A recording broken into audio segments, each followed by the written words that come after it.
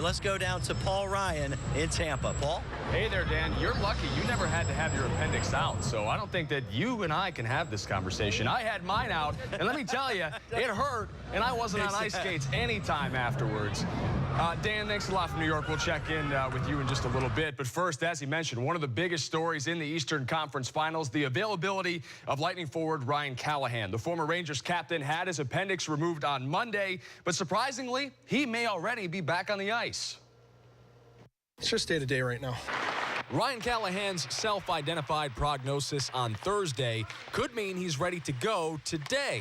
Emphasis on could. I haven't really spoke to anybody really other than, that's had it, so I don't know really what to expect, to be honest with you. But each day it's felt tremendously better. While there is a risk of opening his recently stitched together wound, Callahan's quandary is largely an issue of pain tolerance. The Bolts forward refused to lay odds on his return to the lineup.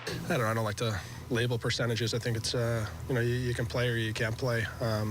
So, like I said previously, I don't know. I don't know how I'm going to feel Saturday. Ryan's teammates said they would expect most of Tampa's roster to tough it out, just as Callahan has. But Tyler Johnson seemed particularly impressed with number 24's ability to heal. He's a warrior. I mean, I'd be surprised if he wasn't on the ice, though, just knowing Callie. I never had that done, but I don't think I want to. When asked again about Callahan's status this morning, Lightning head coach John Cooper said he'll take the pregame warm-ups today. Coop then added, he's a tough kid, though. I expect he'll play. So, Dan, that's a huge storyline. If Callahan can get back into the lineup, whether he's 100% or not remains to be seen. I can't imagine he's anywhere close to that, but 70% of Ryan Callahan better than none of Ryan Callahan. I would agree. And just a couple of minutes ago, I had Rangers fans stopping by asking me, hey, you're from Tampa, right? Is Callahan playing? Even the Rangers fans want to know if he's going to get in the lineup tonight. Paul Ryan has more on this matchup. Paul, this was a series. It wasn't a long series, 3 games in the regular season. The Lightning dominated. It was back in December, for crying out loud. Yeah, you don't even remember that far, right? You're thinking about the turkey and the holidays. And you heard Coop a second ago. If he sounds inexperienced, you wouldn't know it by how the Lightning played against the Rangers this year. Yeah, like I said, if you don't remember those games, I forgive you. It's not a big deal. All 3 games in a week or 2-week span, rather, back in November and December. The Bolts took all 3. Tyler Johnson had a lot to say about the victories for the Lightning in that series, and he explains why they're no longer important. They had some guys missing. We weren't really gelling as well, and everything changes after that. So it's been a while since we played them. It's been a while since we've seen them. So we know what they can do, though. They have a lot of skill, a lot of guys that can play, and it's going to be a battle. In their 3 wins against New York this year, the Bolts outscored the Blue Shirts 15-7, making mincemeat out of Henrik Lundqvist, widely considered to be one of the best goaltenders in the game. Mr. Johnson, how does that earlier success matter?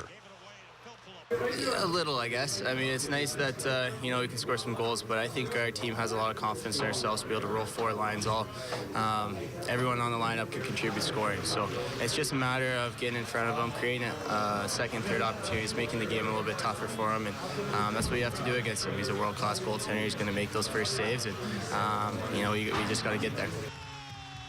So perhaps one of the keys tonight, you got to look for the big fellas, especially guys like 6'7" Brian Boyle. He knows how to get in Lundqvist's face, and he's going to be wanting to do it this afternoon. Speaking of pretty faces, Dan Lucas joining us again from New York.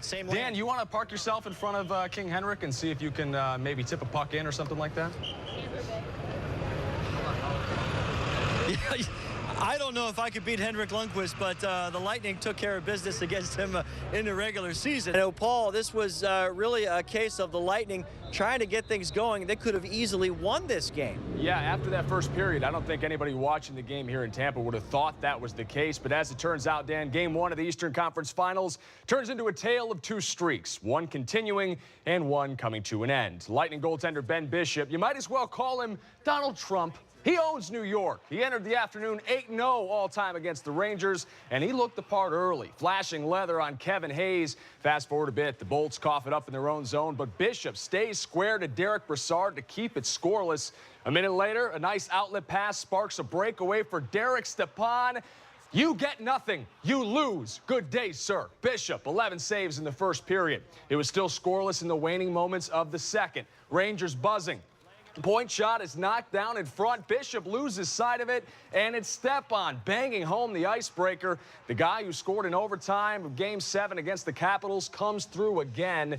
1-0 New York after 2. Tampa Bay would draw even in the third, though. On the power play, Victor Hedman to Tyler Johnson to Andre Palat over the shoulder of Henrik Lundqvist. Check this out, the tic-tac-toe passing. We're tied at 1 apiece. Same score, 2:30 to play when disaster strikes for the Lightning. The Rangers get a cycle going down low, and Hayes whips a centering feed off of Moore and into the nets. The former Bolt banks in the game winner off his leg, and the Rangers skate away with a 2-1 win, continuing their streak of 15 consecutive one-goal games in the playoffs dating back to last season.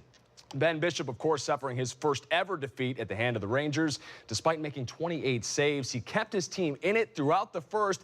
You can't really blame him for this loss, can you, Dan? No, I don't think you can. In fact, Bishop was the reason, quite frankly, they were in this game.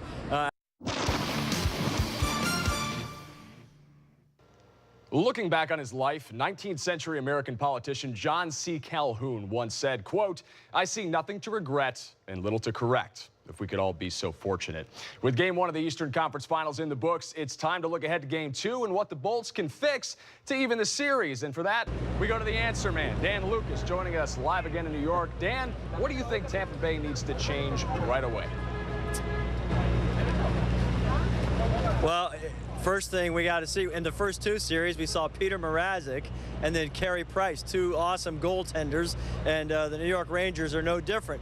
Traffic in front of the goalie, second chances, bump that goalie, don't get the interference penalty. The Lightning talked about this before, Paul. Paul, we forget, they almost won this game today. It was 1-1. They had a chance to win late in the third period, even with that poor first period. You know, that goal that Tampa scored is not going to be something you see in this series, though, Dan. You're going to need the bounces. You talked about it earlier in the show. That's how playoff hockey games are won and lost. Those pucks that go in off of skates and legs and arms and heads.